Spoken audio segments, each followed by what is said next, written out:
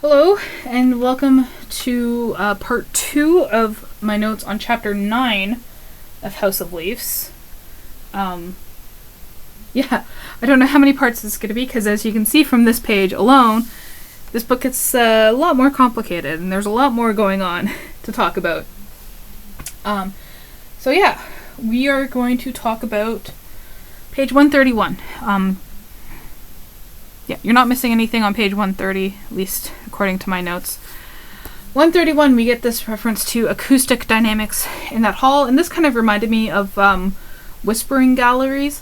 So like where you stand in a certain place of a hall and you can hear whispers that are happening in other parts of it. This is also like an effect that can be detected in caves. We know there's a lot of references to caves, and there is a whole chapter on echoes, chapter 5. Then I'm going to go over to this footnote 167, and we're going to talk about the references in there. I have 4 pages of notes just on this footnote. So let's dive in. Why not? So we get a lot of references to different books. So, The Fall of the House of Usher by Edgar Allan Poe. This is a family driven mad by their house. Thought that was a bit of an obvious reference. The main character believes that his house is alive, and he has also buried his sister alive because he thought she was dead, but she wasn't. Then we have The Haunting of Hill House by Shirley Jackson, which is a paranormal investigation of a haunted house, and it drives a woman to commit suicide. Telefina commits suicide. We get a book, Wayland, by Charles Brockden Brown. This is subtitled The Transformation, and it is one of the first significant novels published by an American. It is the precursor to American Gothic literature. Then we have The Moviegoer by Walker Piercy. This is about a man traumatized by the Korean War, finding meaning in movies and literature. Quote from that is, "The search is what anyone would undertake if he were not sunk in the everydayness of his own life." So we do know another man possibly suffering from PTSD from a war in the Pacific Asian area, the Indochina War, finding meaning in a movie, a documentary. Zampano is who I'm referencing. Then we have The Breathing Method by Stephen King. This is where a mother is determined to give birth to her illegitimate son, and she gives birth to him despite herself being decapitated. So that's another connection between sons and mothers. And then, this is interesting, I looked high and low for the story and I could not find it anywhere. Tabular by Stephen King. It's a non-existent story. I've looked for it everywhere. If you know what that story is, please let me know, because I couldn't find it anywhere. So we do have this non-existent story in this list of other existing stories. We have Days Between Stations by Steve Erickson, which are several stories which intersect in this novel. So we have the story of Lauren and Jason's unhappy marriage, perhaps Navidson and Karen. Lauren's love affair with Adrian Mitchell. We know that Karen has affairs. And a lost silent film titled The Death of Marat. So again, we have this reference to a lost film that no one can find, like the Navidson record. We have The Road to Los Angeles by John Fonte. This novel is one of 4, featuring Fonte's alter ego, Arturo Bandini. And this manuscript was actually discovered among John Fonte's papers after his death in May 1983, so that again links like Zampano's papers being found after his death, and maybe Navidson is his alter ego. Who knows? Then we have a book called Le Tanquier, pardon my French, by Henry Bosco, and this is actually mentioned in the book Poetics of Space by Bachelard, and Bachelard is referenced in House of Leaves. So in the book, Bachelard mentions Henry Bosco in a book called L'Antiquaire, or The Antique Dealer, and Bachelard uses this book to describe the way an attic stretching up to the sky evokes the rational, logical side of the subconscious, while the cellar is the dark entity of the house. He describes the antique dealer as involving a hero who delves into a labyrinthine basement of countless cellars and padlocked doors to escape something sinister in the house. However, we are really in the intimate space of underground maneuvers. It is in a basement such as this that the antique dealers who carry the novel forward claim to link people's fates. Bachelard goes on to describe the antique dealers as diabolical. Eventually, the hero finds a cosmic space, a deep, dark expanse of water in one of the cellar rooms, and just as the hero shivers at the thought of the dense water, he ascends a staircase to a tower that is the abode of a gentle young girl who possesses the ancestral motto, "The flower is always in the almond." I want to give credit to this whole paragraph to a Reddit post that I found, and I'll link that down below. Then we have The Satanic Verses by Salman Rushdie, which I was unsure of the connections of this to this because I didn't want to spoil myself by reading the plot summary because this is a book I want to read. So there's that, but Satanic Verses. Then we have Cave of Danger by B. Walton, and this is a pulp novel about a boy and his bully who explore a cave. And then we have Notre Dame de Fleurs by Jean Genet. And Genet is actually discussed in Glass by Jacques Derrida, and Derrida is referenced again throughout House of Leaves. In regards to Glass, the book is written in 2 columns in different type sizes. The left column is about Hegel. I apologize for the cat meowing in the background. And then the right column is about Genet. And each column weaves its way around quotations of all kinds, both from the works discussed and from dictionaries. Derrida's side notes, described as marginalia, supplementary comments, lengthy quotations, and dictionary definitions. I'm going to show you a picture of that text. So this is an example of that page from that text. As we can see, there's 2 columns on each side of the page. There's a little hole in the text here. There is marginalia provided over here. This is in French. So it's kind of similar to the page that we are seeing in House of Leaves. I just thought it was an interesting tidbit there. Okay, so back to that footnote. There's a book, Been Down So Long It Looks Up to Me, by Richard Farina. I didn't know the connection aside from the title being interesting. October Light by John Gardner is about a woman who gets locked in a room with a novel. The novel within the novel becomes an echo chamber providing glimpses into the history of the family. I thought that was obvious. Various books by Lovecraft, who was the creator of Eldritch Horror, and you could argue that the house could be an example of Eldritch Horror, perhaps. We have the book V by Thomas Pynchon, who's a character who tries to solve the puzzle of who or what V is. In the time review of the book, it says, "In this sort of book, there is no total to arrive at. Nothing makes any waking sense, but it makes a powerful, deeply disturbing dream sense. Nothing in the book seems to have been thrown in arbitrarily, merely to confuse, as is the case when inept authors work at illusion." So I thought that was interesting, maybe something that Zampano was aspiring to with this book. The Garden of Forking Paths by Jorge Borges. Again, lots of references to Borges. I'm totally convinced he's Mark Z. Danilewski's favorite author at this point. And he wrote in this, "I thought of a labyrinth of labyrinths, of a meandering, ever-growing labyrinth that would encompass the past and future and would somehow take in the heavenly bodies." It's a quote from that book. Heart of Darkness by Joseph Conrad is a story within a story.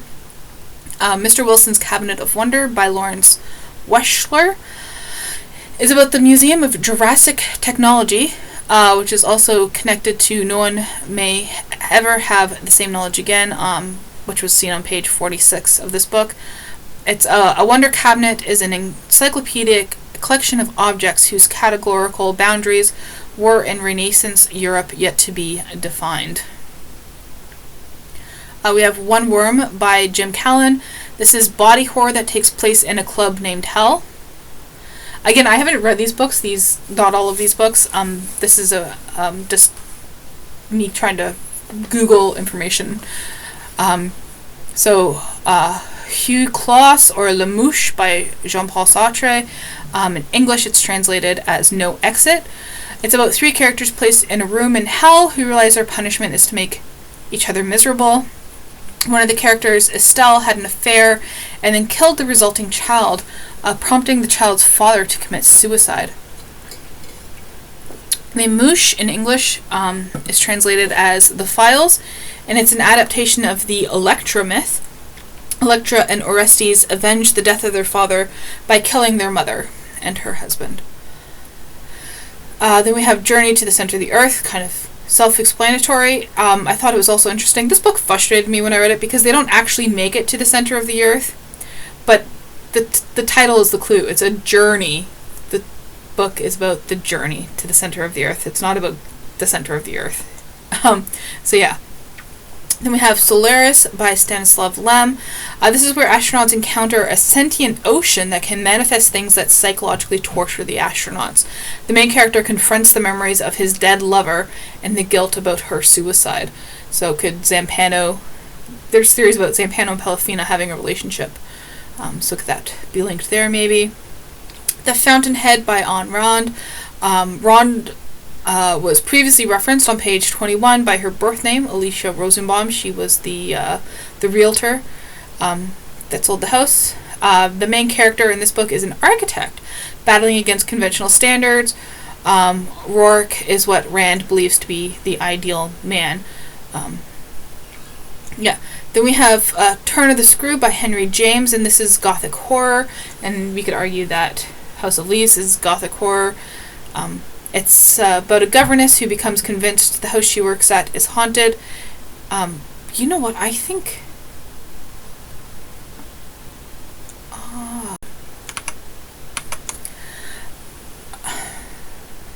So then we have Turn of the Screw by Henry James, which is gothic horror. We could also argue that House of Leaves is gothic horror. And in this book, a governess becomes convinced that the house she works at is haunted, and the boy in her care dies after being controlled by a ghost. Young Goodman Brown by Nathaniel Hawthorne is also mentioned by Pelafina on page 599. Find the reference here. We get a reference to Hawthorne's Faith, I put pink ribbons in my hair. That's a reference to that story. And that is a story about where Brown, young Goodman Brown, dreams about his wife Faith. He dreams that she is a witch and his whole world is not what he thinks it is. Faith wears pink ribbons in her hair. Quote is, "My faith is gone, there is no good on earth, and sin is but a name. Come devil, for to thee is the world given." And we also get another reference to pink ribbons on page 523, where we are told that Karen, again, has pink ribbons. I don't have it highlighted here, sorry, but it is on this page somewhere. Okay, another Nathaniel Hawthorne book referenced is The House of Leaves, or The House of Seven Gables, sorry, which is based on a real house that was owned by Hawthorne's cousin called the Turner Ingersoll Mansion. And it actually has a secret staircase that was built in the actual house to reflect the secret staircase that was mentioned in the book. So the actual house was changed to match the book. I thought that was interesting. Hawthorne had this to say about the house: "The aspect of the venerable mansion has always affected me like a human countenance. It was itself like a great human heart with a life of its own, and full or rich and somber reminiscences. The deep projection of the section story gave the house a meditative look that you could not pass it without the idea that it had secrets to keep." We get a reference to The Lion, the Witch, and the Wardrobe by C.S. Lewis, and maybe this idea that the professor's house contains Narnia, like the professor's house is bigger on the inside than it is on the outside. Brodsky and Yutkin by Louis Nesbitt. Many of their elaborate etchings in which they depicted outlandish, often impossible structures and cityscapes of allegorical content collected in this book. Learning from Las Vegas by Robert Venturi. Venturi and co-author Scott Brown were inspired by the emphasis on sign and symbol they found on the Las Vegas Strip. The duck represents a large part of modernist architecture, which was expressive in form and volume. In contrast, the decorated shed relies on imagery and sign. Virtually all architecture before the modern movement used decoration to convey meaning, often profound but sometimes simply perfunctory, such as the signage on medieval shop fronts. Only modernist architecture eschewed such ornament, relying only on corporeal or structural elements to convey meaning. As such, argued the authors, modern buildings became mute and vacuous, especially when built for corporate or government clients. This is the difference between modern architecture and not. Various works by James Joyce. I said likely Ulysses or Finnegan's Wake. So Ulysses is notorious for being full of references to other works.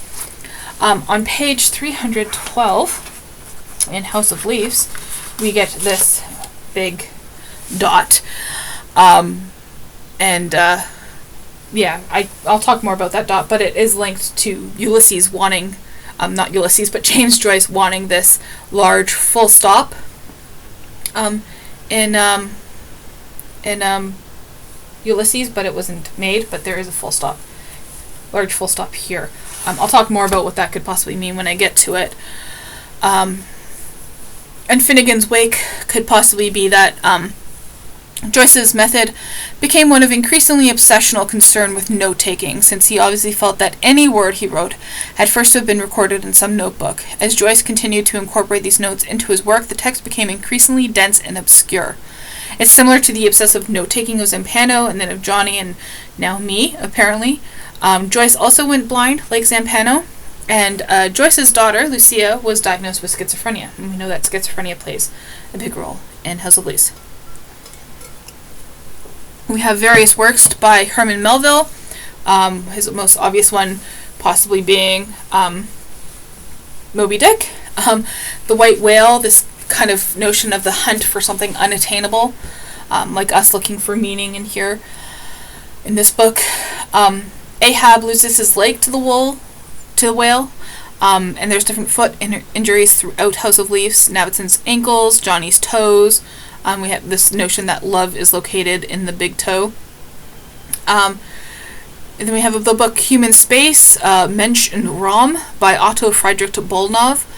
So Bolnov's philosophizing seeks to achieve the happy space. It teaches people that they realize their human nature in true living in space, and that is when they are able to settle down without becoming rigid, when they try to put down roots without isolating themselves, and when they finally learn to trust without giving themselves away.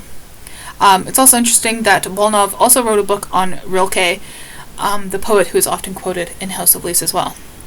The last book in this footnote is the The Phenomenology, is what I'm going to say, of Perception by Maurice Merleau-Ponty, and he writes that while the notion of sensation seems immediate and obvious, it is in fact confused.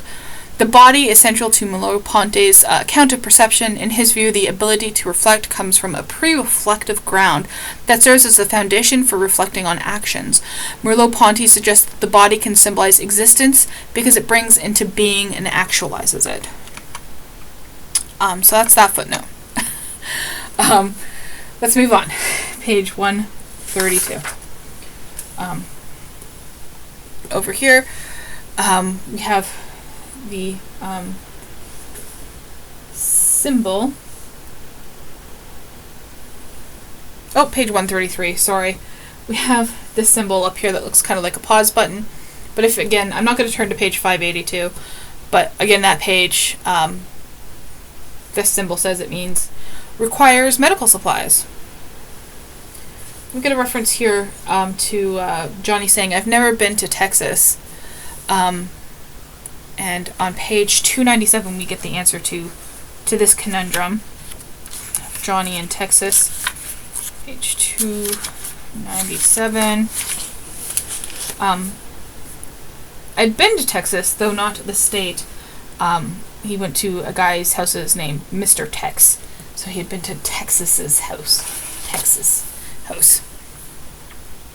Okay. Page 134. We're again going to go to footnote 166, which starts over here. And these are references to different movies. So, let's go through them. The Shining. This is a Kubrick movie based on the book by Stephen King, which was referenced on page 3. Sorry, I'm not editing this out. On page 353, we get a reference to the book, The Shining by Stephen King. And we get a reference to the movie here as well. So it's a movie based on a book, and this is a book based on a movie.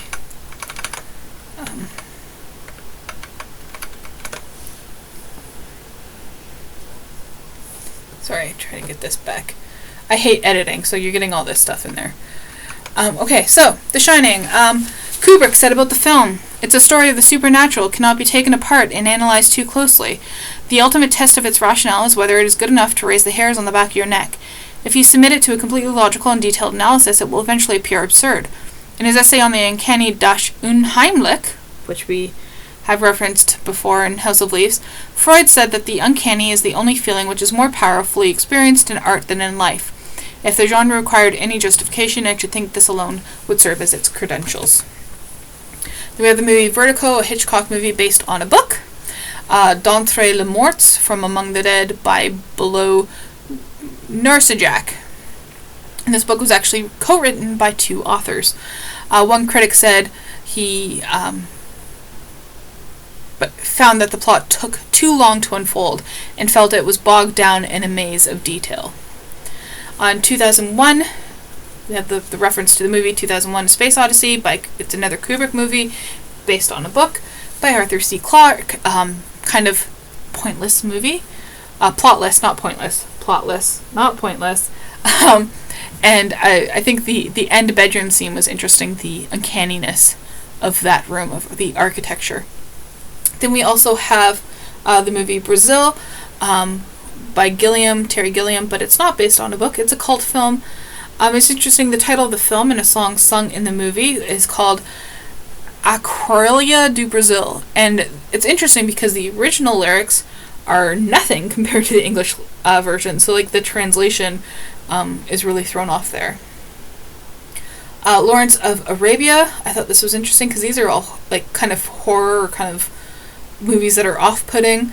And Lawrence of Arabia is not in the same way as these ones are. Maybe in like a colonial sense, but yeah. So David Lean based this film on the book 7 Pillars of Wisdom by T.E. Lawrence, and it's a biographical film. Poltergeist was written by Spielberg, directed by Tobe Hooper. It's about an alternate dimension in a closet that has a dark presence called the Beast. The house implodes into the portal at the end, with the family escaping. Kind of like in House of Leaves. Amityville Horror, again, this is a Rosenberg movie based on a book by Jay Anson. In his 1981 non-fiction book, Danse Macabre, horror author Stephen King interprets the film as a parable on the anxieties of home ownership. I thought that was interesting. A passage to hell can be found in the basement of this house, in an unknown room. Again, the family escapes the haunted house together.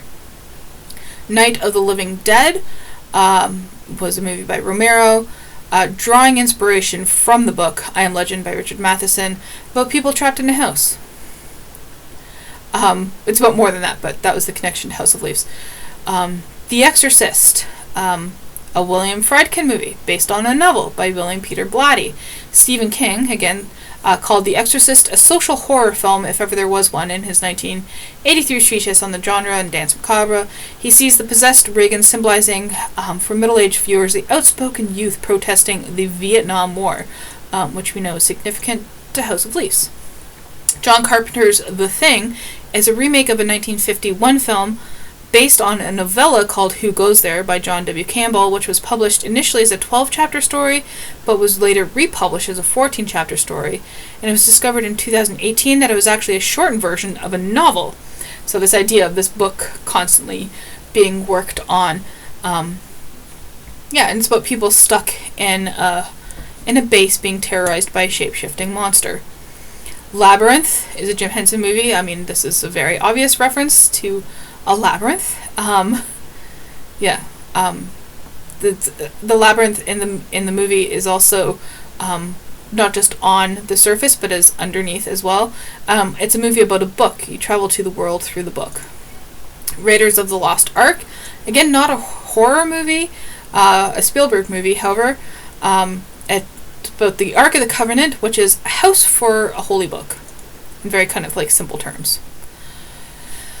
Das Boot is a German film directed by Wolfgang Petersen, based on the novel by Luther Gunther Buchheim. Can you come up with a more German name than Luther Gunther? That's his first name. Anyways, it's about guys stuck on a boat. Very simply put, there's multiple versions that have been released. The 1981 unreleased version was 209 minutes. The theatrical cut in 1981 was 149 minutes. Then it was released as a BB miniseries in 1984, where it ran 300 minutes. In 1997, there was a director's cut, and in 2024, there's an original uncut version. I just thought it was interesting that there were many different versions of that movie. Then we have Taxi Driver, which is a Scorsese movie.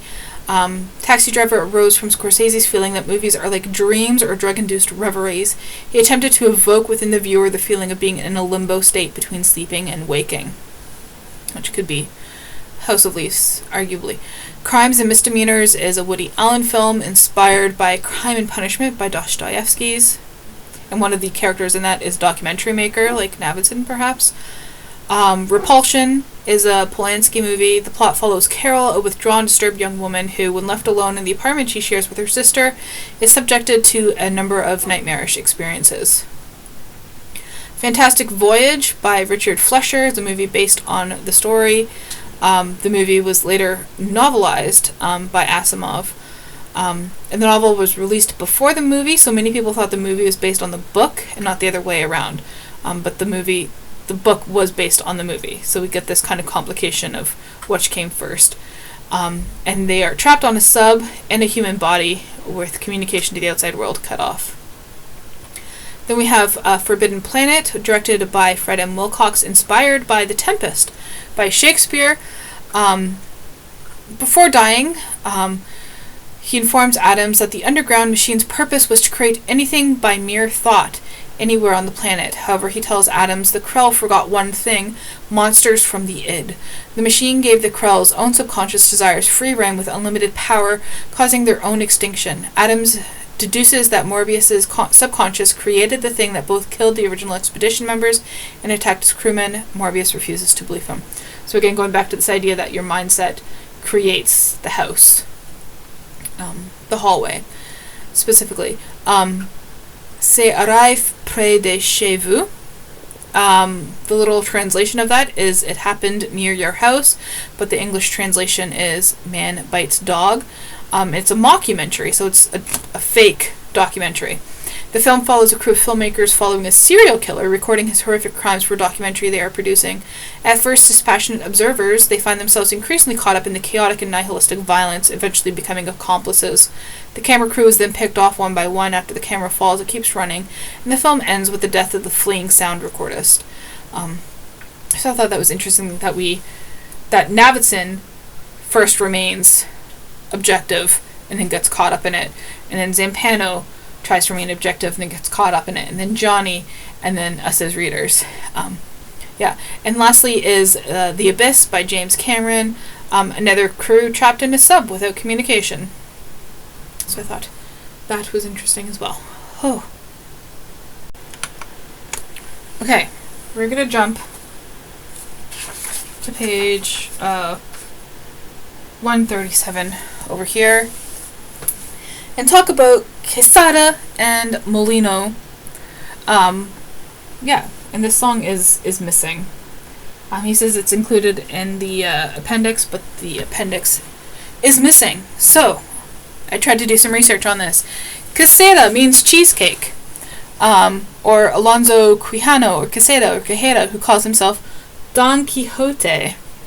So at the outset of the work, Chapter 1 of Part 1, we are informed that there is confusion about what his name is. Some imaginary authors, the text say, disagree about whether his name is Quijada or Quisada, although by reasoning one could arrive at the name Quijana. At this point, Quijano is not even mentioned as a possibility, nor is Alonso, hitting the reader into one of the most notable yet purposely obfuscated examples of an unreliable narrator. So Quesada is one of the possible names of Don Quixote. Molino is Spanish for windmill, which we also know happens in Don Quixote. I looked up Don Quixote songs, and there's actually a musical, The Man from La Mancha, and we have the song To Dream the Impossible Dream. And I'll just read out part of this here. I won't sing it because my singing voice is horrible. To dream the impossible dream, to fight the unbeatable foe, to bear with unbearable sorrow, to run where the brave dare not go, to right the unrightable wrong, to love pure and chaste from afar, to try when your arms are too weary, to reach the unreachable star.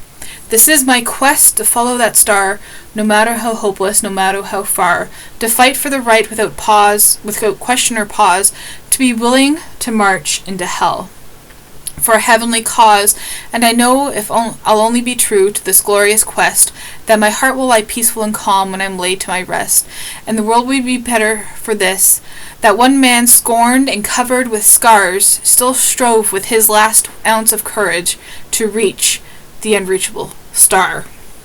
So I thought that song is probably, maybe perhaps, the missing song of Quesada and Molino. We also get a reference to Don Quixote on page 42 here about different translations of Don Quixote.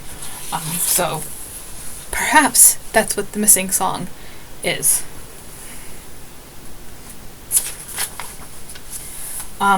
Page 138, up here we get the PXXXX poems, and these could be Pelican poems, which are found on page 573. They begin on page 573.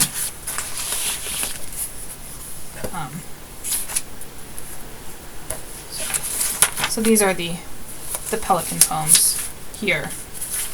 But there's an extra X, so Pelican doesn't fit, but Pelafina fits in there. So did Pelafina write those poems? Who knows? I'll talk more about those poems when we get to them.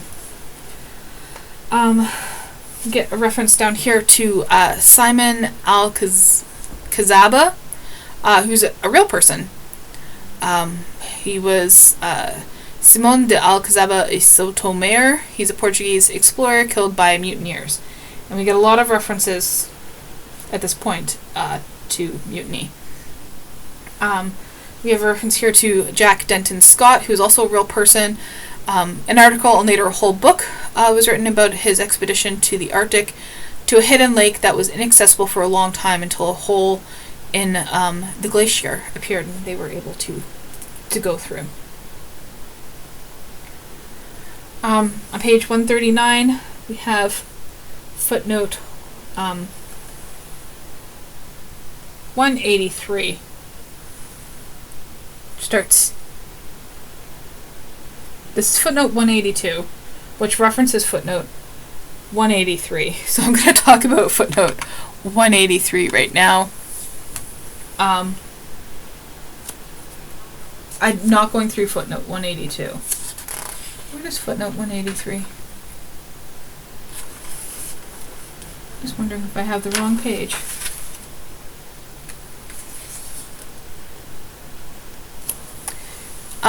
I'm actually not going to go through this because this is 17 pages of notes on all these documentaries. So I'm going to do a separate video on footnote 183, just FYI. Okay.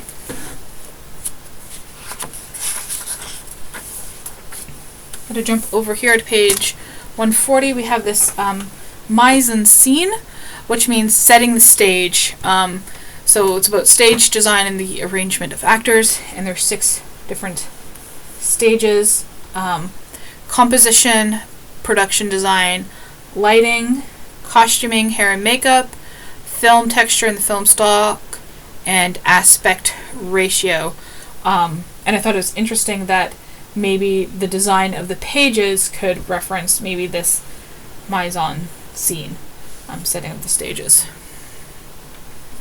Then we get a reference to this documentary, Nanook, also called Nanook of the North. It was a silent film released in 1922, and it combines elements of documentary and docudrama or docufiction at a time when the concept of separating films into documentary and drama did not yet exist. So this is about like the reenactment of scenes, is what docudrama is referring to here. So it's like what part of House of Leaf is documentary and what part is docufiction or a reenactment. Yeah.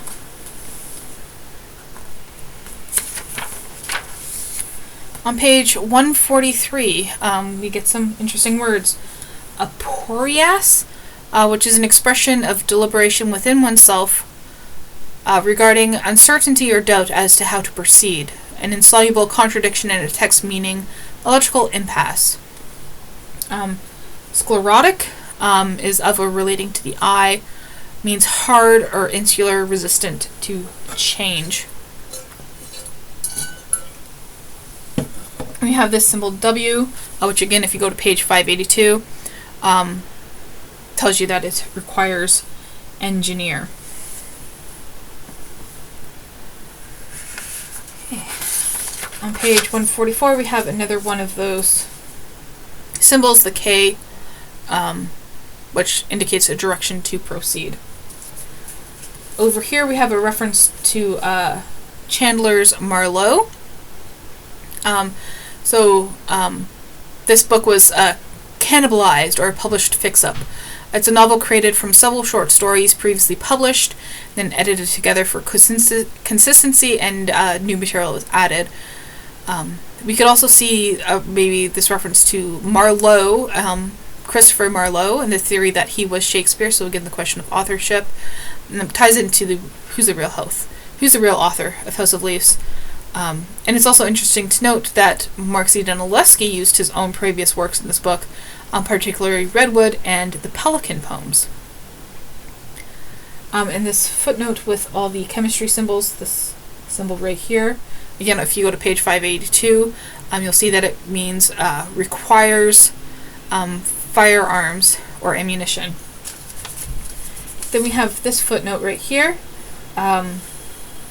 which looks like a lock, and we already talked about that key in the video that just came before this one. Okay, page 145. The window starts to grow bigger here, and we get the word deracinate up here on this page, and this is in Zampano's writing, but we also see it in the introduction over here. Deracinated details of Zampano's life. So it's a word, one of those odd words that sticks out, that's used by both Johnny and Zampano. We have another Pilcrows here, the blind peas. This is a note made by an editor left in the text in a section about editing photos, so it's kind of meta right there. Get a reference to Rising Sun here, which is a novel set in the future where cops investigate a death supposedly caught on camera, but the footage was faked. We get a reference down here to a documentary called Traces of Death, which is a documentary that uses footages of real deaths.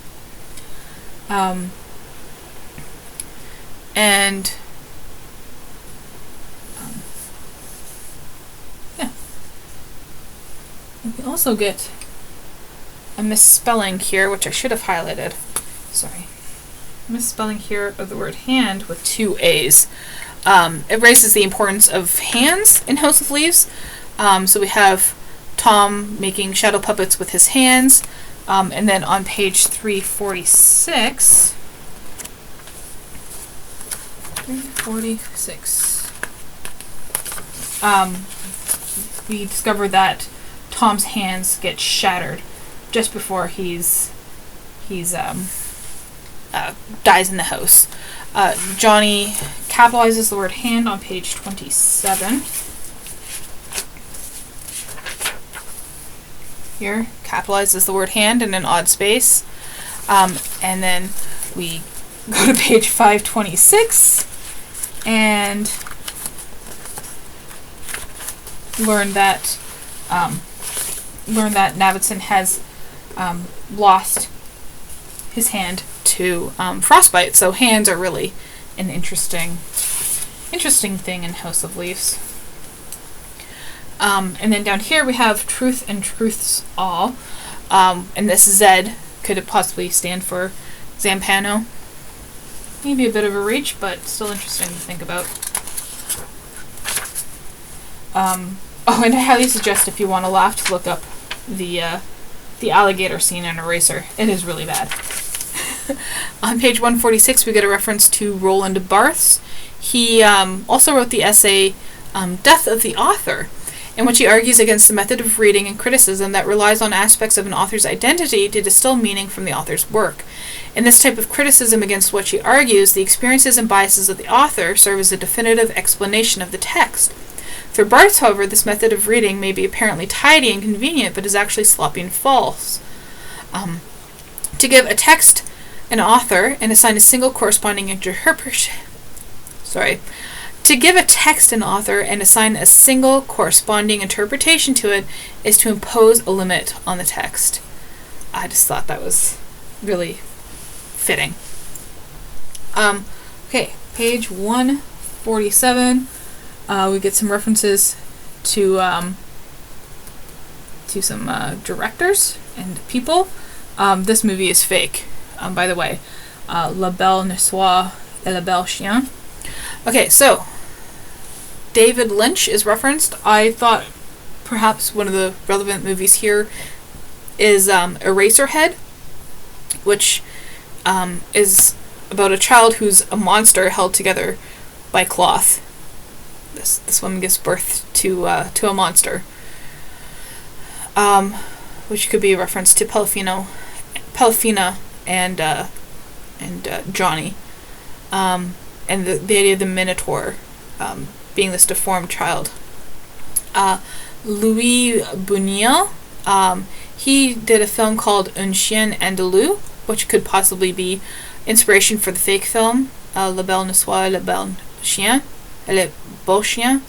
Brunel said, "Our only rule was very simple. No idea or image that might lend itself to a rational explanation of any kind would be accepted. We had to open all doors to the irrational and keep only those images that surprised us without trying to explain why." So don't look for meaning. This book tells us multiple times not to look for meaning, and here I am scrounging the text looking for it. Hieronymus Bosch, he was a famous artist. He did multiple portrayals of earthly sin in art. Baudelaire, he was in the next chapter, chapter 11, just a few pages after this one. He is referenced.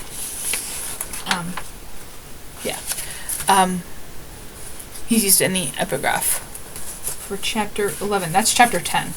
But chapter 11, he's used in the epigraph there. And I'm sorry for the camera being crooked. Okay, so Baudelaire is referenced again in House of Leaves. He actually translated Poe into French, which I thought was interesting because we know the references to Poe and the importance of Poe in House of Leaves. I also see the rest of the poem that was quoted in the epigraph in chapter 11, particularly this stanza. "Invite him to the strange and the absurd, with ugly shapes around him have arisen, both doubt and terror multiform and blurred." We get a reference to Marquis de Sade. Sadism is notoriously named after his characters. He was actually put into a mental asylum for his pornographic novels where he died, and we have Pelafina in a mental asylum as well. Then we also have Emir Kusturica's Underground, which was originally 5 hours long, but he was forced to cut it down to 163 minutes. It's a multi-layered stories with seemingly random motivations. There's one scene in which Blackie and his son go to attack the fascists and end up attacking the film crew. So I thought that was an interesting, breaking of the fourth wall. Okay.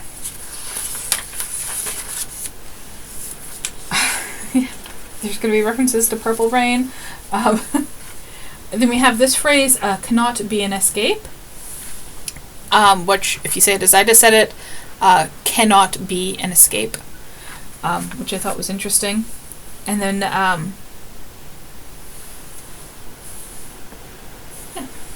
just thought that was interesting. We get a reference to the song Purple Rain, perhaps, by the song by Prince.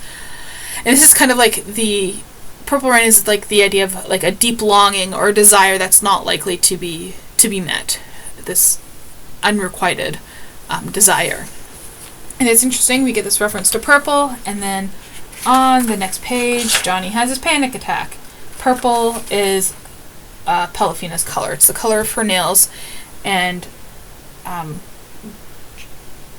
Pelafina, we think, strangled Johnny with her hands and the purple nails. So Johnny always has panic attacks around the color purple. And then we get a reference to Dr. Drew and Adam Carolla. They had a show called Loveline, which was a TV radio show answering questions about sex and relationships.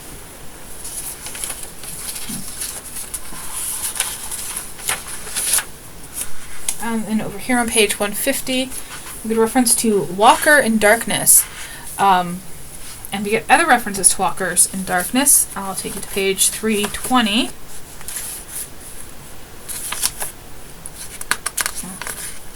Try and take you to page 320, where we have Chad being scared of a walker in Darkness.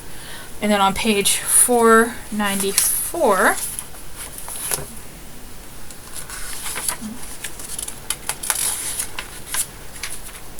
again, we have Johnny saying, I walk in total darkness. So is Johnny the walker in the darkness. But that could also be a reference to Beowulf. The character of Grendel is described as a shadow walker or a walker in the darkness. And Grendel is a descendant of Cain. And we get a lot of references to Cain and Abel in chapter 11. And the other villain in the story is Grendel's mother, who lives in a cave under a lake. So again, we have that mother-son classic reference to them. And then Johnny loses all the buttons on his coat, and all the buttons of my corduroy coat are gone. But he gets them back on page 514.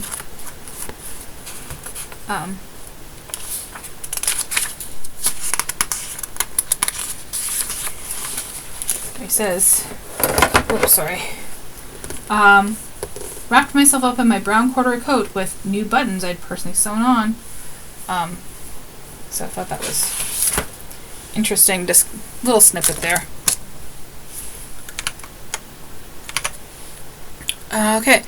And then Zampano also has buttons in his room. We find them on page, in the introduction, on page XV1. Colored buttons that Zampano has. So are the things that are going missing in the hallway ending up in Zampano's rooms. Is that how he got House of Leaves? Who knows? Page 151. He said the nicest things about my wrists. And Pelafina and Daisy also have things said about their wrists. I'm going to go to page 351 here.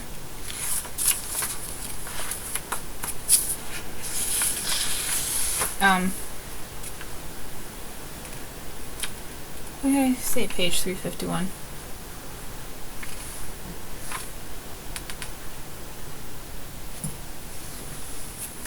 My notes are off. Sorry, but Pelafina and Daisy also have things said about their wrists. Okay. this symbol right here, I slacked on all my highlighting here. This symbol, if you look at page 582 again, which again I said I'm not going to flip back and forth to, means will attempt to take off. And here we get a reference to Saul Steinberg, who was a New York cartoonist, and he didn't use words in his cartoons. He had a book called Labyrinths, actually, which is referenced here. Also, the opening pages of that was a thing called The Line, which was 7 pages, unified by a single horizontal line that functions in myriad of ways, as a timeline of history, a horizon line, the line dividing water from land, the edge of a table, the top of a bridge, a topographical mark, and a clothesline. So I thought that was interesting to include there. And then the last page here is page 152 with various books about architecture that I will talk about here.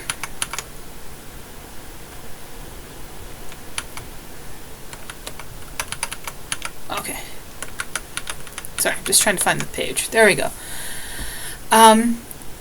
Yeah, and I found all these books on archive.org. I want to give them a shout again, except for the one book, African American Architecture and Current Practice. So, Stuart Brand, he fully rejects the center-out approach of design, where a single person or group designs a building for others to use, in favor of an evolutionary approach where owners can change a building over time to meet their needs. It's about how buildings adapt to changing requirements over long periods. Every building is potentially immortal, but very few last the life of a human.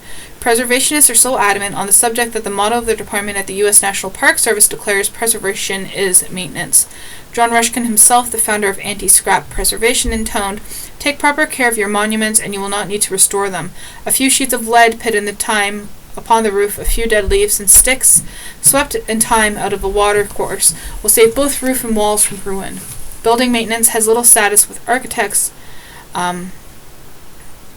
Yeah, I thought that was an interesting quote from the book. Then we have R. Funo Jordan, and a quote from the book that I thought was relevant was, "Man's thoughts and actions, his religion, politics, art, technology, and aspirations, as well as landscape, geology, and climate, are the things from which an architecture is born." Spiro Kostoff. So Kostoff considered every building worthy of attention, every structure a potential source of insight, whether it be prehistoric hunting camps at Terra Amata, or the caves at Lascaux with their magnificent paintings, or a 20-story hotel on the Las Vegas Strip. But we should also make an accounting of other less material changes.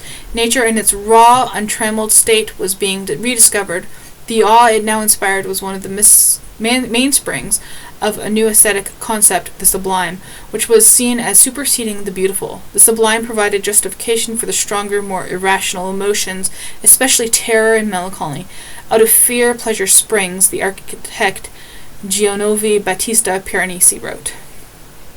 Herbert Pothorn, a quote from the book, "The history of architectural style is the history of man's compelling need for security and shelter, comfort, decoration, and individuality as manifested in different ways over the ages." Nicholas Prevsner, quote from the book, "Every building creates associations in the mind of the beholder, whether the architect wanted it or not." Antoine Prost and Gerard Vincent. The word secret, which first came into use in the 15th century, is drawn from the Latin secretus, the past participle of securno, to separate, to divide. Arnaud Levy notes that the word secret originates from the sifting of grain, whose purpose is to separate the edible from the non-edible, the good from the bad. The separation is effected by a hole, an orifice, whose function is to allow something to pass or not to pass. So we got the hole in the wall that we saw on previous pages, and this idea that people are allowed to pass or not to pass depending on whether they are, good or not, edible or non-edible, right? So maybe that's why Holloway doesn't make it out of the house, but Navidson is able to. It talks a lot about the function of families in the house as a house. For example, house equals people living in it. So the type of household was often referred to as das Gutshaus, or the whole house, in the sense of Luther's biblical phrase, I will serve the Lord with all my house. This old usage is still preserved in expressions like greetings from our house to your house, or the household, or it's on the house. In linguistic usage, it was not until the 16th century that the Latin term familia, referring to the household community, began to be used. La Belle Prussienne. La Belle Prussien's African nomadic architecture gives back to women their own domain and contribution to world architectural history. This is from the foreword. Some quotes from the book. Can there be a nomadic architecture when the tenets of durability, convenience, or propriety and beauty, as defined by the Roman engineer Vitruvius, who is quoted in House of Leaves, continue overtly or covertly to underlie contemporary architectural theory and practice? What is seemingly transitory and ephemeral, processual, and only a body of images is often, by its illusion of stability, more durable than our eroding stone monuments. I discovered quite early in my professional life that it is not the architect who builds meaning into the design of the building, only its users can imbue it with meaning by repetitive sensual behaviors. So we see a lot of these books are talking about the meaning behind architecture and how it evolves, whether it's the house, the architect that does the meaning, or the people who live in the house that give it meaning. Jack Travis, he features profiles on people such as, this was the book I couldn't find, so I just kind of put some stuff together. Some people he featured in it as J. Max Bond Jr., who brought the civil rights movement to architecture, the role that architecture played as a force for racial equality, and that in turn the long civil rights movement played in shaping architectural modernism. Then we have Vincent Scully, who is also featured there. Until Scully published The Earth, the Temple and the Gods, his 1962 study of Greek temples, historians had looked at classical temples as isolated objects, not as Scully did in terms of their relationship to the landscape. Similarly, in Pueblo, Mountain Village Dance in 1989, he expanded on the notion to suggest that the Pueblo architecture of the American Southwest was viewed by its builders as part of an interlocking system connecting the mountains behind those ancient buildings and the dances performed in front of him. The closest Scully has ever come to offering a definition of architecture was in calling it a continuing dialogue between the generations which creates an environment developing across time. David Watkin, a quote from the book, architecture, as Leon Cryer has argued, can express nothing else but its own constructive logic, meaning its origin in the laws of nature and human labor and intelligence. Architecture and building are only concerned with creating a built environment which is beautiful and solid, agreeable, habitable, and elegant. Marcus Whiffen, he wrote this book for building watchers, similar to bird watchers who are unfamiliar with architecture. Nelson Ikon Wu, quotes from that book, both traditions exhibit a strong desire to relate a cosmic ideal with man's own image and role within it. Here, inside the circle and outside the square, man's creative imagination is untrammeled by myopic considerations. As he creates, whether in art, science, or philosophy, he is not God, although he momentarily enjoys the status of the immortals. And I thought there were some interesting things here, so I'm going to switch over to my screen and show you those. So one of the